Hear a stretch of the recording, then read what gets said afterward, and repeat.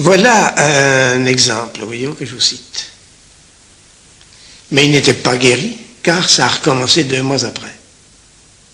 Il a fallu tout recommencer. Et c'est cet homme-là qui a servi, j'allais dire, de cobaye, il n'est pas seulement pas exact, il a servi d'exemple qu'a contrôlé le professeur Allers, professeur de psychiatrie de Besançon, qui est venu assister aux exorcismes. Avec un de mes neveux d'ailleurs, qui est professeur de médecine aussi ici, et qui l'avait amené. On voit dans le film L'exorcisme des combats entre l'exorciste et le patient, des combats de l'eau bénite lancée. Oui, bien sûr. Dans les séances qui ont eu lieu après, où il y avait par exemple M. Allers, eh bien, il l'a vu, n'est-ce pas, quand je lui ai fait constater l'état du malade, etc., qu'il a vu, il l'a palpé, il a été bouleversé, il m'a dit, mon père, j'ai jamais vu ça, bien sûr, je n'ai jamais vu ça. Et alors, dans les exorcismes, n'est-ce pas, l'Église nous fait demander, par exemple, le nom du démon qui possède la personne. Quand il sera délivré, de donner la date, de donner des explications, de donner Eh bien, le nom, pour ce brave homme, je ne l'ai jamais pu l'obtenir. Jamais. Oui, mais qu'est-ce qu'il vous répond alors? Ah ben, il répond, il y a une bonne sœur qui m'a répondu, Lucifer. Parce que vous avez aussi exorcisé une bonne sœur? Bien sûr. Eh oui. Eh oui, ça arrive, n'est-ce pas? C'était une juive convertie, cette religieuse. Mais quand j'ai demandé le nom, c'est pas au premier exorcisme, attention. C'est au bout de 2 ou 3. Elle est restée 15 jours ici, cette sœur. Je l'ai eue tous les jours, matin, soir. Bien, quand la première fois qu'elle m'a répondu quelque chose, elle a en pleine figure, elle a Lucifer. Ça impressionne aussi. Ça, je ne vous le cache pas, parce qu'à ce moment-là, ce n'est plus la personne qui parle. On ne reconnaît pas sa voix. Mais avec M. Leleuf, n'est-ce pas, quand il était ici, lorsque j'ai demandé, j'aurais voulu absolument qu'il me donne le nom, surtout pendant que le docteur était là, je lui ai commandé ça au nom de la Sainte Trinité, je lui ai commandé ça au nom du cœur de Jésus, au nom de la Sainte Vierge, etc. Je lui ai ordonné ça, je ne sais pas, peut-être 100 fois. Toutes les fois, c'était la même réponse. Non, je ne le dirai pas. Mais alors, dans une figure tellement ravagée, et surtout les yeux, ce jour-là, les yeux étaient vraiment incandescents. J'étais presque sur lui, n'est-ce pas? Parce qu'à ce moment-là, je ne sais pas, on est un petit peu électrisé, je ne sais pas comment dire, n'est-ce pas? On est soi-même sous le coup d'une force qui dépasse nos forces humaines. Eh bien, j'avais là les 2 yeux de cet homme qui me fixait, puis c'était 2 brasiers, ni plus ni moins, le docteur de Allers, que j'ai appelé, qui a regardé, s'est détourné, il m'a dit, il s'est retiré. Il s'est retiré. Vous voyez, alors, nous avons là des manifestations totalement différentes. J'ai eu, pour ce brave homme, des délivrances réelles. Car il y a eu une manifestation, par exemple, qui s'est produite devant le docteur Allers, il a été témoin des choses. Lorsque j'ai demandé le nom, n'est-ce pas, à un moment donné, au lieu de demander le nom, j'ai pensé à demander le nombre. Des choses extraordinaires, il m'a répondu milliards. Moi, j'ai été un petit peu soufflé, bien sûr, j'étais stupéfait, je n'ai rien dit, n'est-ce pas, mais il me donne ce nom, et puis quelques instants après, le voilà qui commence à étouffer. Sa gorge s'est mise à gonfler, sa tête a gonflé, s'est violacée, la langue s'est mise à sortir, les yeux dilatés. Tout le monde me disait ici, mon père, il va mourir, il étouffe. Alors j'ai pris mon sel béni, n'est-ce pas, un simple petit grain que j'ai lancé dans cette bouche ouverte, n'est-ce pas, énorme. Immédiatement, il est redevenu normal. Tout a cessé. Mon père, je suis guéri.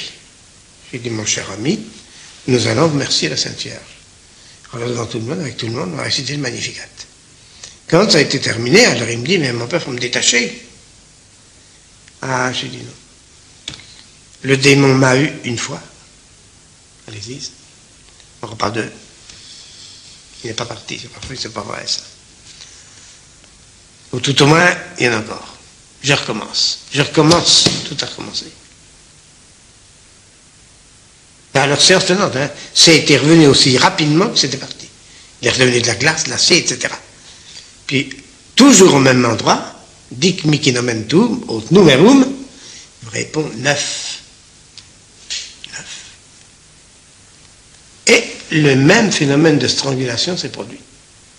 J'ai repris du sel béni, lui lancé dans la bouche, il est redevenu normal.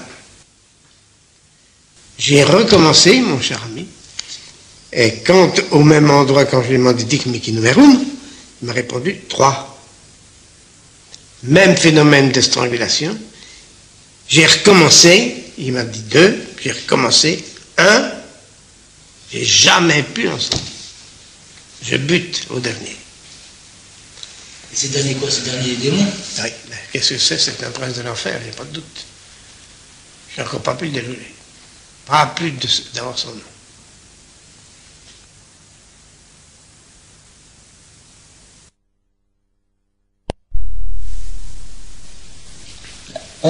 Là, ce que vous nous racontez, enfin, je veux dire, on est carrément dans un autre monde. Ah ben c'est on parlait du prince démon comme on parlerait de, ben oui, parce que, de ce monde. oui, parce que vous savez que les démons, ce sont des anges révoltés.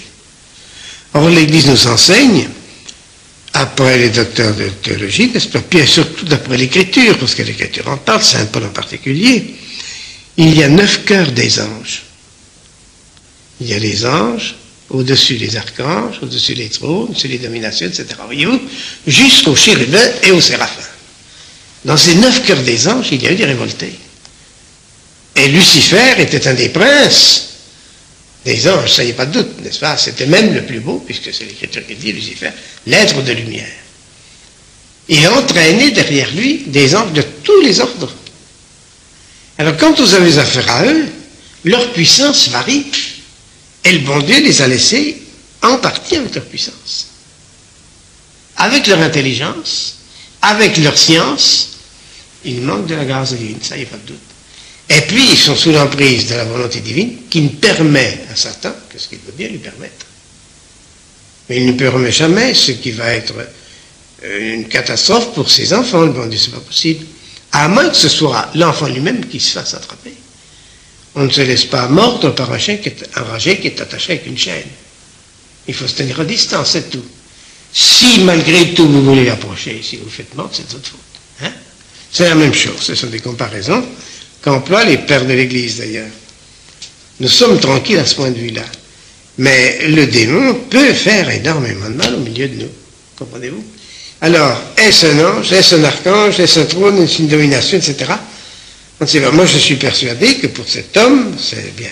J'ai eu affaire à des ordres différents, qui ont correspondu à chacune de mes soi-disant délivrances. Vous voyez, ce que j'ai cru être une délivrance définitive. Mais comme il en reste un, et que je n'arrive pas ni à le déloger, ni même à savoir qui il est, je suis obligé de conclure que c'est certainement des princes de l'enfer. C'est une conclusion que je tire. Je n'en ai pas l'évidence absolue, parce que le bon Dieu ne m'a pas donné de le voir avec mes yeux, n'est-ce pas? Mais vous savez, quand on sort de ces moments de lutte-là, ben, je vous promets qu'on est content de se reposer. Hein? Est-ce que vous avez déjà dû combattre corps à corps avec un... Ah non, corps à corps, non. Le bon Dieu peut permettre que Satan vous atteigne à travers des objets. Oui, ça, d'accord. C'est-à-dire ben, ça, recevoir une pierre, recevoir une chaise sur la tête, etc. Voyez-vous, ça peut arriver. Mais il ne permettra jamais, je crois que c'est comme ça, je ne l'ai jamais constaté d'ailleurs, autrement, il ne permettra jamais que vous soyez blessé, que vous soyez dans vos œuvres vives de vie. Évidemment, s'il vous attrape comme ma petite sœur Josepha Menendez, n'est-ce pas, dont vous avez peut-être lu la vie, eh bien, elle a été prise par Satan et puis mise dans des positions vraiment anormales, dans des placards, dans des endroits où c'était impossible que la petite sœur ait pu s'y loger. Comprenez-vous? Alors là, le démon peut prendre, oui, d'accord. Moi, je dois dire que pour moi, personnellement, je n'ai jamais souffert de ça. Parce que je pense que dans ce travail d'exorcisme, je suis un délégué de la puissance divine contre Satan. Comprenez-vous? Alors il n'y a rien à faire, le bon Dieu ne permettra pas. Seulement, si jamais je fais des choses qui ne sont pas conformes aux rubriques, et puis qu'il m'arrive quelque chose, il ne faudra pas que je me plaigne. Parce que si je ne suis pas dans l'obéissance à l'Église, je n'ai plus ma protection. Parce que moi, pour moi, c'est absolu ça. Tant que je suis dans les mains de l'Église, tant que je suis dans l'obéissance à l'Église, dans le respect le plus absolu de toutes les rubriques qu'elle donne, là, je dis, il n'y a rien à faire, il ne me peut rien. C'est pas possible. Une chose qui m'a étonné d'ailleurs, c'est lorsque vous parliez de ces gens qui participaient un petit peu ou qui assistaient à l'exorcisme. Je croyais qu'il fallait être en cercle privé, je veux dire, le prêtre, l'être à exorciser, et puis point. Que tout spectacle non, puisque vous avez les exercices publics. C'est prévu ça dans l'Église. Vous voulez dire de plusieurs personnes? Non, à l'Église en public, devant une foule, en prière. Au Moyen-Âge, ça se faisait comme ça, en grande partie. Voyez-vous. Et je crois d'ailleurs que dans l'interprétation du code de droit canonique, la réserve qui est faite au sujet des exorcismes est surtout faite pour cela, pour les exorcismes publics. On n'a pas le droit de le faire en public sans une autorisation spéciale de l'Église. Oui, pour ne pas que ça dégénère en spectacle. Voilà. Et que par le fait même le démontrer des complicités, voilà, de curiosité dans l'assistance. Et par conséquent, provoque des désordres qui sont encore plus graves. Des interprétations diverses, évidemment. Les impôts, les autres comptes. Évidemment, ça, il n'y a pas de doute. Est-ce qu'on peut photographier l'exorcisme? Est-ce que ça existe des photos d'exorcisés? Mais oui, on en a pris, bien sûr. Les photos sont bonnes? Oui, oui. Mais on voit l'homme, c'est tout. On le voit dans... Vous voyez l'homme dans sa crise? Oui, dans sa crise, bien sûr. Ça a été pris comme un... Il y avait la cassette, il y a eu le cinéma en même temps. C'était une prise de vue complète.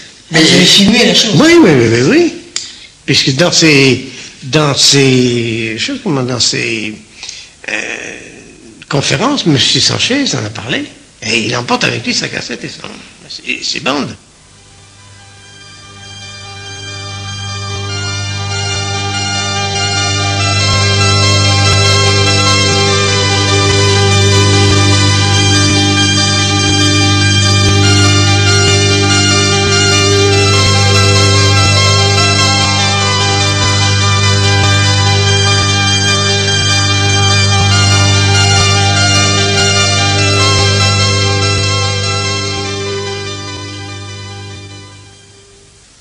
Après tout ce que vous venez de nous dire, Père, on a l'impression de se trouver dans un autre monde, dans une autre galaxie. C'est très exact, c'est très exact. Mais il y a bien des choses, n'est-ce pas, qui viennent de notre ignorance. Il y a d'abord une chose qui est certaine, c'est que la présence de Satan dans le monde, c'est pas seulement dans le monde moderne, comme le dit Monseigneur Cristiani, dans son livre « Satan dans le monde moderne », c'est bien le titre.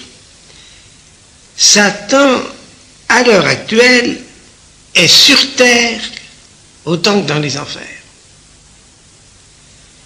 Car l'apôtre Saint Paul nous déclare, ainsi que Saint Jean dans l'Apocalypse, qu'au terme de leur bataille dans le ciel, Saint Michel et Satan et Lucifer, avec les anges, les bons anges et les mauvais, la lutte s'est terminée dans cette défaite de Satan qui a été chassé, nous dit l'Écriture, donc la parole de Dieu, sur terre et dans les enfers, dans l'atmosphère. Tous les démons ne sont pas en enfer, il faut bien savoir cela. Nous n'avons pas l'air d'y penser, nous n'avons pas l'air de le croire, et cependant, pendant des années, le pape Léon XIII nous a fait réciter la prière à Saint-Michel au pied de l'autel, après la messe, repoussez en enfer Satan et les autres esprits mauvais qui errent dans le monde pour perdre les âmes. Repoussez en enfer, ça prouve qu'il n'y est pas. Puisqu'on ajoute qui errent dans le monde pour perdre les âmes. Il faut savoir ça. Parce que Satan, c'est pas nous qui sommes dans un monde nouveau. Nous sommes dans le monde où le bon Dieu nous a mis. Et pourquoi sommes-nous avec Satan en ce monde? C'est que quand le bon Dieu a créé l'homme, il l'a créé comme son enfant. Il lui a donné la grâce de la vie divine, n'est-ce pas? Bon. Mais comme Satan était déjà sur terre, puisqu'il avait déjà été vaincu par Saint Michel à l'heure de la bataille, qu'a fait le bon Dieu? Il a créé l'homme sur terre en le prenant de l'immonde de la terre, mais au lieu de le laisser dans le royaume de Satan, il l'a mis dans un paradis, le paradis terrestre, qui était réservé à ses enfants. Et quand l'homme a désobéi au paradis terrestre, il a été chassé du paradis pour être mis où? Avec l'autre révolté, Satan. Et cela doit durer, nous dit l'Écriture, jusqu'au jour où la rédemption du matériel, la rédemption de l'humain, nous l'avons chanté encore il n'y a pas très longtemps, serait accordée. Car la rédemption des âmes est faite, mais la rédemption complète de toute la création n'a pas encore été faite. Le règne de Dieu n'est pas encore établi. Mais notre révolte, en fait, ne vient-elle pas du fait que Dieu nous ait permis de choisir entre le bien et le mal, permis d'être libre, Il ne nous a pas permis d'être libre, il nous a fait le don de la liberté. Il fallait bien qu'il s'attende dans ces cas-là qu'il y ait révolté. Ah non, c'est pas nécessaire. Satan pourrait, il entre en cause, bien sûr, dans notre salut éternel, parce que Dieu permet qu'il agisse sur nous pour essayer de nous entraîner dans le péché. Bon, Dieu peut permettre cela. Mais il nous donne toutes les grâces nécessaires pour repousser les avances de Satan. Comprenez-vous? Il y a des pécheurs en paradis. Sainte Marie-Madeleine, c'est parce que la reine des pécheresses. Elle a tellement bien répondu à l'appel divin que, si vous le remarquez, lorsque notre Seigneur a ressuscité, il est apparu d'abord à sa mère, qui est la pureté conservée, et en deuxième analyse à Marie-Madeleine, qui est la pureté retrouvée. Maria Valtorta, dans ses livres, nous dit qu'elle a retrouvé sa virginité dans sa pénitence et dans son amour. C'est énorme, ça, pour une pécheresse comme Madeleine. C'est nous qui abusons de notre liberté. Voyez-vous, on ne sait pas du tout ce qu'on dit, n'est-ce pas, parce qu'on confond cette liberté avec la possibilité de pécher. La liberté ne consiste pas à faire le mal. Elle consiste à avoir toute notre volonté pour faire le bien. L'objet de notre volonté, c'est le bien. Nous avons été créés pour faire le bien. Notre élément de vie, c'est le bien. Tant que nous sommes dans cet élément pour faire le bien, nous jouissons d'une liberté absolue pour le faire. Nous pouvons abuser d'une possibilité matérielle pour en sortir, d'accord. À ce moment-là, nous perturbons absolument tout. Le poisson dans l'eau est-il libre? Dans l'eau. Le poisson. Je vous pose la question, répondez. Oui. Évidemment. Et tant qu'il est dans son élément, eh bien, je vous prie croire que vous aurez besoin à le prendre à la main. Hein? Mais s'il en sort de cet élément, est-ce qu'il peut en sortir? Le poisson. Vous n'avez jamais vu un poisson sortir de l'eau et puis tomber sur le pré qui est à côté? Eh oui, il en a la force, puis qu'il remonte les barrages. Mais s'il en sort, il crève. L'oiseau dans l'air, est-ce qu'il est libre? Sûrement. S'il plonge dans l'eau puis qu'il sorte de son élément qui est l'air et non pas à l'eau, qu'est-ce qu'il fait? Il meurt. L'homme a été créé pour aimer le bon Dieu tant qu'il est dans cette véritable atmosphère qui est celui où il s'épanouit comme enfant de Dieu. À ce moment-là, il est dans une liberté absolue. Il mérite et il aime son Père de tout son cœur. S'il en sort, j'allais dire, il crève. Oui. Il meurt. Parce qu'il sort de son élément. Alors parlez-nous de la mort un petit peu, parlez-nous de cette notion que quelques-uns dénigrent à l'heure actuelle, et même certains prêtres d'ailleurs, cette notion de l'enfer ou du paradis, ou des chansons qui vous disent nous irons tous au paradis, même vous, même moi, etc. Bien sûr. Qu'est-ce qu'on doit en penser de ça? Mais on doit en penser ceci, c'est que on a fait abstraction absolument de tout le plan divin sur la création. Le bon Dieu a créé le monde pour sa gloire et pour notre bonheur. Notre bonheur passe en second dans la volonté divine parce qu'il ne peut pas ne pas vouloir ce qu'il est. Il est infini. Il ne peut pas vouloir quelque chose de fini par lui-même, comprenez-vous? Mais alors, c'est en nous qu'il retrouve sa gloire. Il nous a créés pour ça. Mais il y a tout de même cette loi générale, c'est que le bonheur n'a pas voulu que nous ayons cette récompense éternelle sans l'avoir méritée par un acte d'amour. Comment voulez-vous que le bon Dieu puisse prendre dans son paradis quelqu'un qu'il n'aime pas? C'est pas possible, ça. Alors il le rejette? C'est pas lui qui le rejette, c'est la personne qui se détourne. Moi, quand j'arriverai devant le bon Dieu, supposez un instant que je sois révolté contre lui. Je vais dire, Seigneur, vous allez me châtier. Mais je ne vais même pas lui dire cela. J'aurai, moi, voyez-vous, par suite de mon état d'âme intérieur, toute la force de la répulsion qui va me chasser du paradis. C'est le damné qui se damne. C'est pas Dieu qui le damne. Mais seulement il faut qu'on soit d'autre côté, parce que de l'autre côté, on connaîtra le bien et le mal sans aucune défaillance.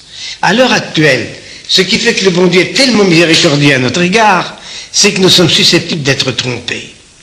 Lorsque Satan, lui, a eu la tentation, après sa création, il n'avait comme moyen de connaissance que les idées mises par Dieu directement dans son esprit. Voyez-vous? Il n'y avait pas d'erreur possible. Pourquoi? Parce qu'il n'y avait rien qui puisse provoquer une erreur. Pour nous, ce n'est pas la même chose. Les connaissances nous arrivent du bon Dieu, d'accord, mais à travers tous les sens de notre corps. Moi, je ne connais les choses que par mes yeux, que par mes oreilles, que par ma langue, que par mes mains, que par mes pieds, etc. Comprenez-vous? Alors, ces sens-là peuvent me tromper. L'illusion, c'est pas un vraiment. Ça peut arriver, comprenez-vous? Alors, étant donné que nous pouvons être trompés et que notre intelligence alors peut être atteinte par cette erreur et à plus forte raison notre volonté à cause du plaisir qui peut s'y trouver, le bon Dieu a été miséricordieux pour nous à cause de cette source d'erreur dans laquelle nous pouvons être. Pour Satan, il n'a pas pu le faire, ça, parce que Satan a eu de la connaissance du bien et du mal d'une façon. Comprenez-vous? Alors, nous, ce sera la même chose. Tant que nous sommes sur terre, on est susceptible, évidemment, de se tromper. Et il y en a tant qui se trompent, parce qu'il y en a tant qui commettent le péché. Mais en face de Dieu, c'est fini. Alors, si nous mourons dans le mal, volontairement, notre dernier acte de volonté va s'inscrire dans le mal, pour toujours. Parce qu'à ce moment-là, on ne peut plus sortir. Tout à l'heure, vous nous disiez que les possédés du démon étaient des gens qui, en fait, avaient été trop près, avaient trop, à la limite, fréquenté, si je puis me permettre le terme, fréquenté le diable, avait cherché en principe, oui, à le côtoyer. Je reviens toujours à ce film, parce que, à la limite, c'est la seule référence qu'on peut avoir. Mais d'accord. Il s'agit d'une gamine qui a, disons, à tout casser, 10 ans, 12 ans. Attention, ça, c'est le roman. Le véritable fait historique, c'est un garçon. Voyez-vous? C'est un garçon, ce n'était pas une fille. Mais d'avoir mis une petite fille en vedette, c'était plus croustillant. Vous avez compris? Bon. Maintenant, les préparatifs de cette possession ont été faits dans un climat de magie, de sorcellerie, car dans le roman, on parle de toutes ces manifestations de table tournante, de spiritisme, n'est-ce pas, que tous les gamins pratiquent un peu à l'heure actuelle, voyez-vous, et qui ont progressivement fait glisser ce garçon, dans la magie et dans l'appartenance à Satan. Voyez-vous, ça c'est... Comment peut-on concevoir qu'à 10 ans, qu'à 12 ans, vous soyez... Il faut être attiré, je veux dire. Donc il faut dire que Satan est choisi. Ils en faisaient dans la maison. Les parents en faisaient. Expliquez-moi, qu'est-ce qu'on peut faire pour attirer le Satan? Comment ça se passe, ça? Mon pauvre ami, vous avez tout le spiritisme. Vous avez les tables tournantes, vous avez toutes ces choses-là, qui apparemment sont des choses anodines, mais que tous les saints ont banni d'une façon terrible, parce que ça, c'est la première amorce de la présence de Satan. C'est du magnétisme, c'est scientifique ça maintenant. Mais bien sûr que non.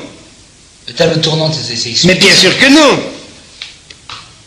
Mais bien sûr que non, mon pauvre petit. C'est là où ce sont des misérables ceux qui vous disent ça.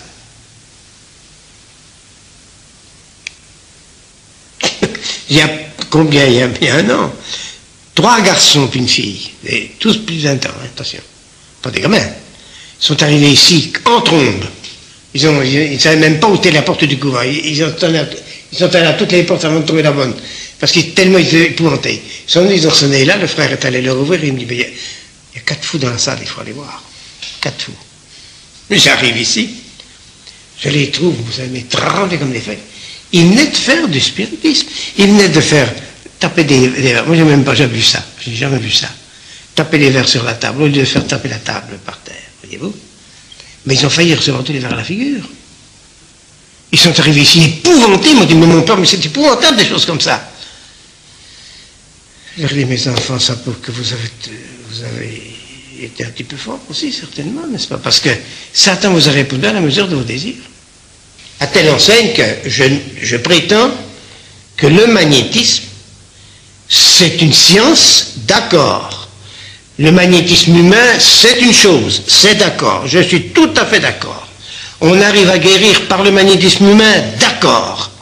Mais il faut que ce soit dans une pureté de moyens qui soit absolue, c'est-à-dire l'utilisation unique du fluide humain. C'est tout. Si vous y faites entrer des signes kabbalistiques, des formules kabbalistiques en particulier, toutes ces choses qui sentent plus ou moins près le spiritisme, le magnétisme, etc., alors à ce moment-là c'est fini. Pour les guérir, c'est fini. Ça j'en ai tous les jours. Hein. J'en ai tous les jours.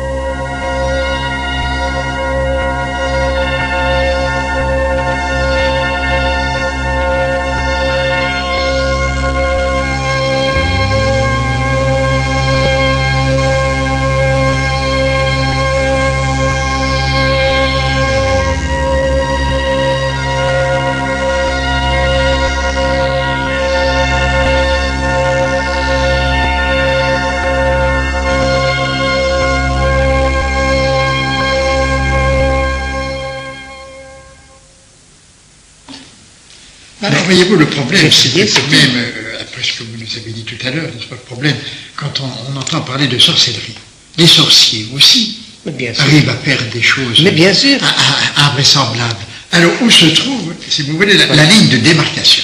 Elle est dangereuse. Elle est dangereuse comment dirais-je, à franchir, mais elle est toujours reconnaissable en ce sens qu'il y a des formules qu'il faut retrouver. Des formules kabbalistiques qui donnent certains pouvoirs à certaines formules. Alors, ceci m'amène à vous dire simplement ceci, c'est que Satan, c'est le singe de Dieu. Vous y croyez à ça? Satan cherche à nous tromper pour tout ce qui concerne le bon Dieu.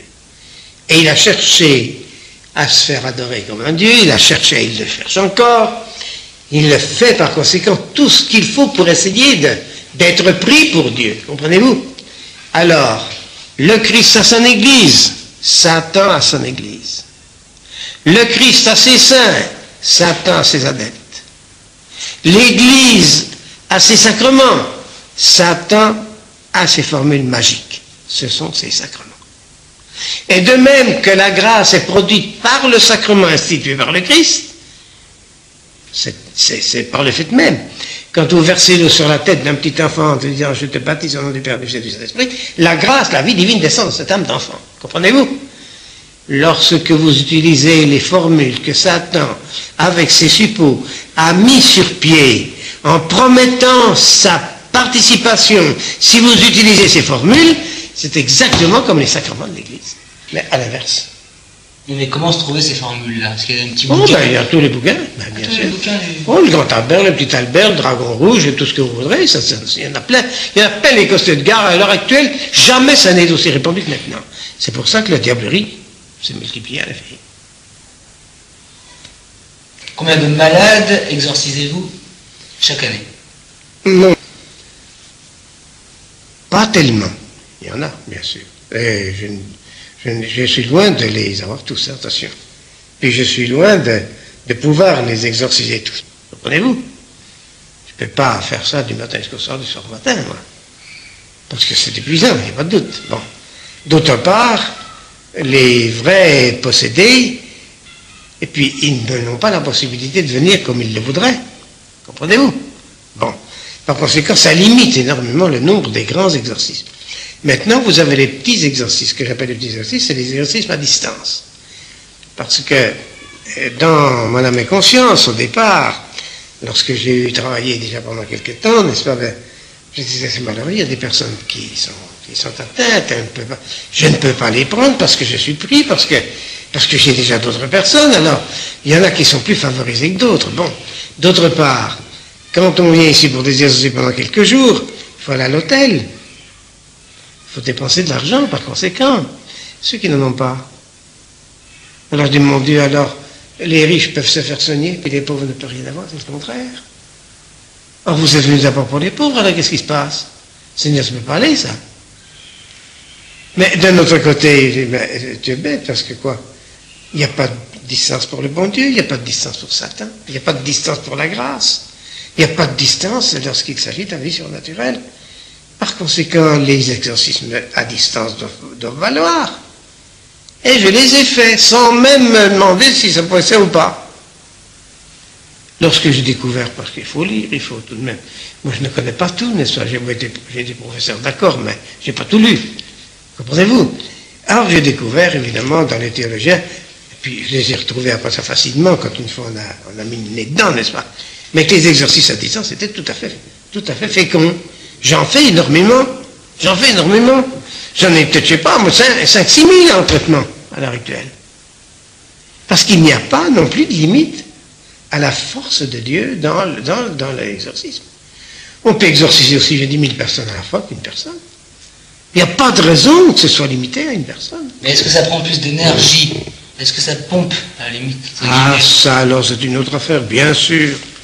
Le bon Dieu peut permettre que ça ne fasse rien, à la limite.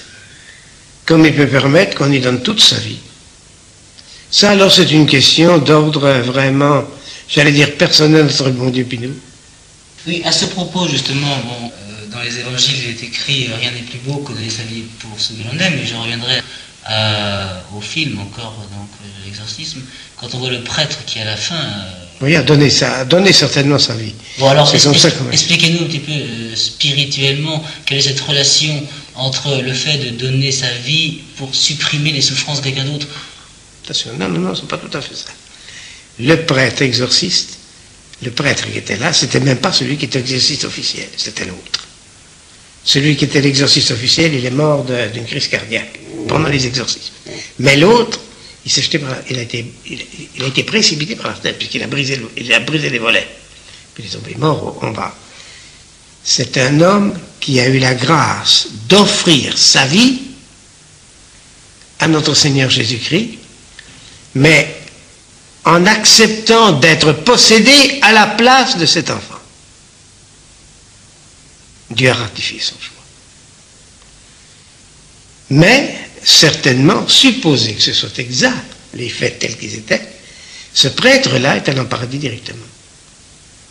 Parce qu'il a fait le plus grand acte d'amour qu'il puisse se donner.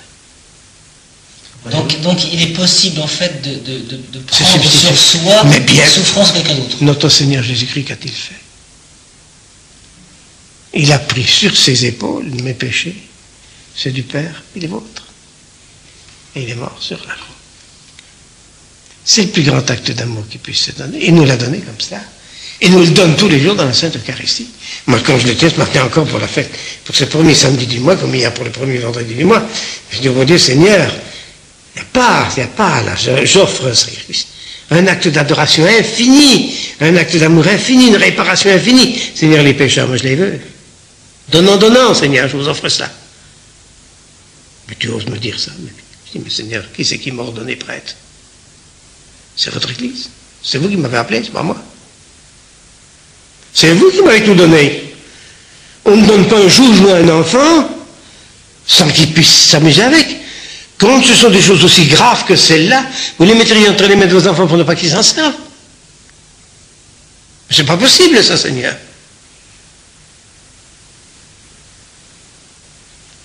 Puis on s'étonne après ça, les conversions qui se produisent. Mais on les arrache au cœur de Dieu. On ne peut pas faire autrement, c'est pas possible. Puis on ne peut pas dire non. Et on ne peut pas dire non non plus. C'est qu'il est lié, il s'est lié. Il s'est lié lui-même, c'est ça. Il a pris des engagements. Alors à l'égard de Satan, moi je suis, il n'y a pas de doute, je dis, il n'y a pas de doute, nous jouons gagnant tout le long. C'est pas visible toujours. Pourquoi le Dieu ne permet-il pas que ce soit visible? Ça, c'est son mystère. C'est comme ça.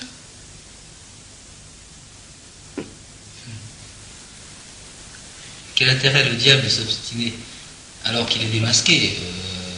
Les heures que nous racontiez, il n'en restait plus que 3, plus que 2, plus qu'un. Il est démasqué et il s'obstine. C'est le prince du mal, et en particulier le prince de l'orgueil.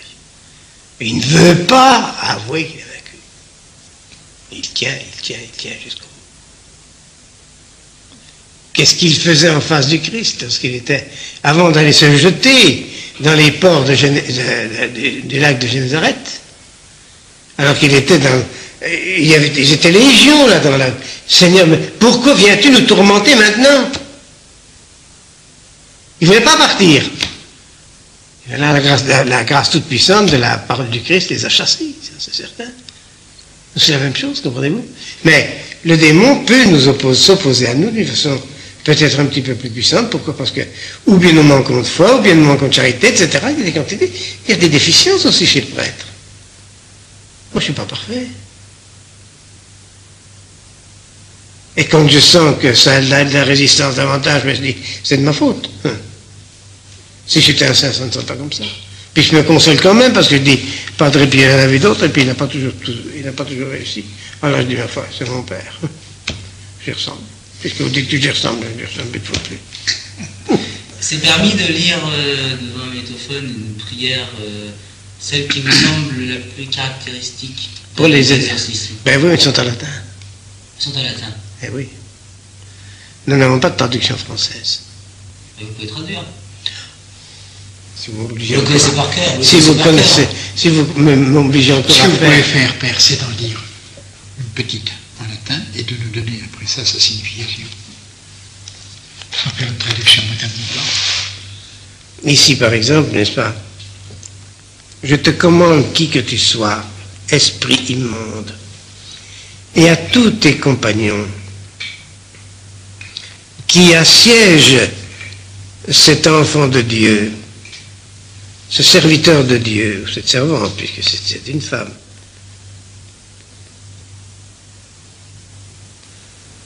afin que par le mystère de l'incarnation, de la passion, de la résurrection et de l'ascension de notre Seigneur Jésus-Christ, par la mission de l'Esprit Saint,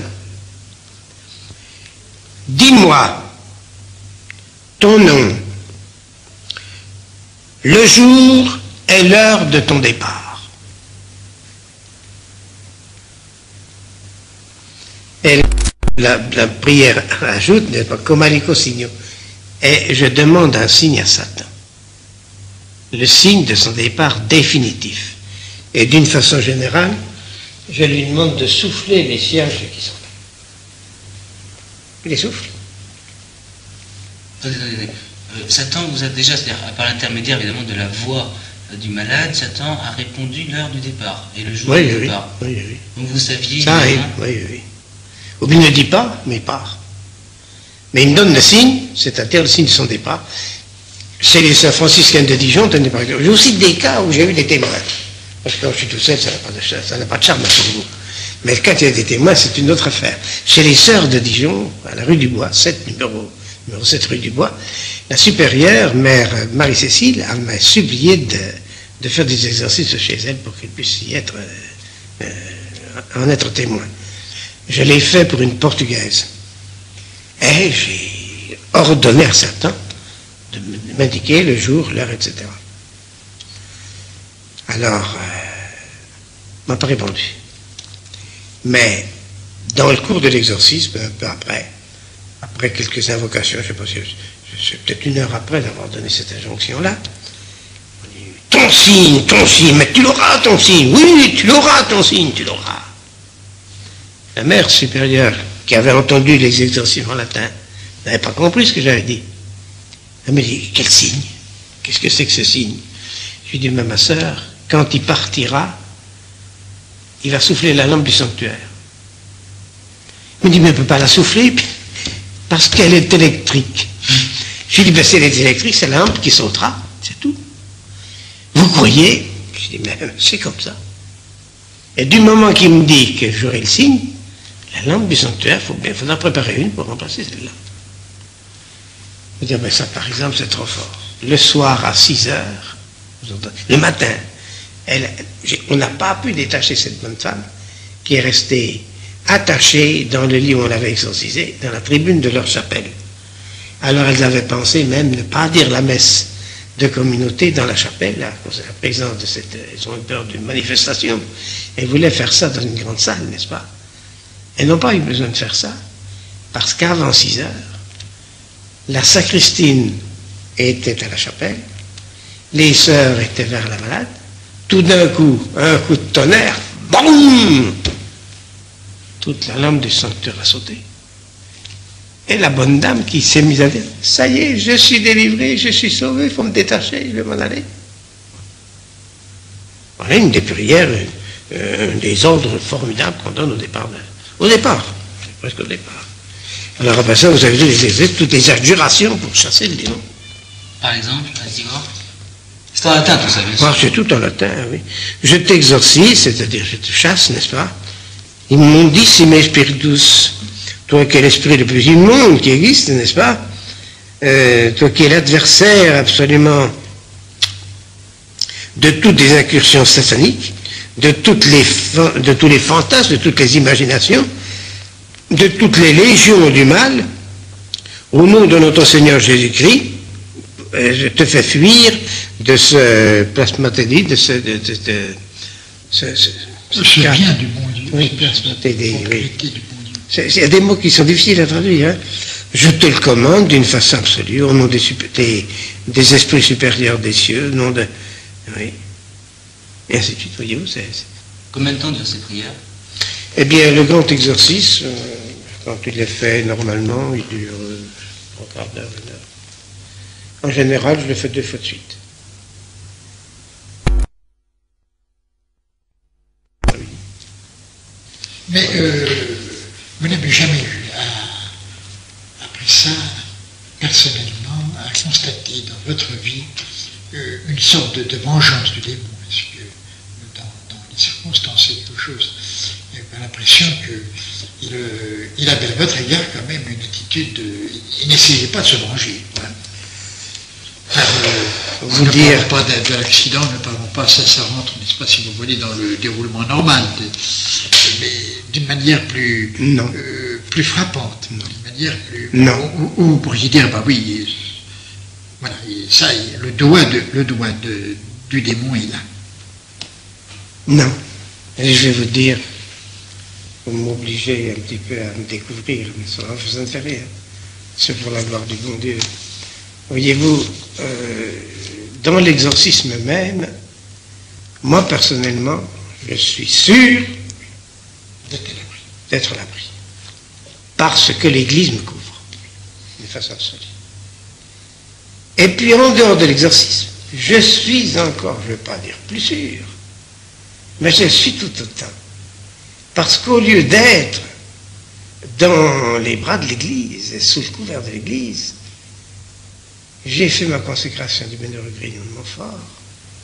Je sais que j'appartiens d'une façon absolue à la Sainte Vierge. Totus, oui. Je suis vraiment l'enfant de Dieu. J'ai fait ma consécration, je l'ai fait avec les anges, je l'ai fait de toute façon. Mais je sais que je suis entre les mains de la Sainte Vierge. Même quand je suis peut-être un petit peu polisson, ça peut arriver, n'est-ce pas? Donc, eh bien, il y a des polissonneries de bonne aloi. Voilà. Je suis sûr d'être dans les bras de la Vierge. Je lui dis à l'autre, Tiens, Carlos, viens-y maintenant. Il ne nous a jamais tiré la barbe. Jamais. D'ailleurs, vous savez, je la coupe de temps en temps. Pour ne pas donner prise. Pour ne pas donner prise, c'est ça. Moi, je suis sûr, à ce point de vue-là, que Satan ne me peut rien, non pas pour mes mérites, mais parce que je suis dans les bras de la ceinture. C'est un coup. Et là, je suis tranquille. Et d'ailleurs, je ne fais rien pour en sortir. Je vais vous dire pourquoi. Parce que quand j'irai en paradis, et j'y pense tous les jours, même bien des fois par jour, je me dis, reste bien là, parce que si tu vas être au bon endroit, à la meilleure place, pour tout voir ce qu'il y aura dans le paradis, c'est dans les bras, sur les genoux de ta mère. Mais dites donc, c'est que la Sainte Vierge, elle n'a qu'une paire de genoux et une paire de bras. Et combien de ses enfants lui demandent ça, vous comprenez, la pauvre? Ça, j'en sais rien, mais ça, je n'y pense pas trop. Vous essayez de la monopoliser, vous êtes comme un petit peu la mère des fils du tonnerre. Vous voudriez avoir une place. Je suis possessif. Oui. Oui. Non, mais enfin, voyez-vous, c'est ma vie, ça. Alors,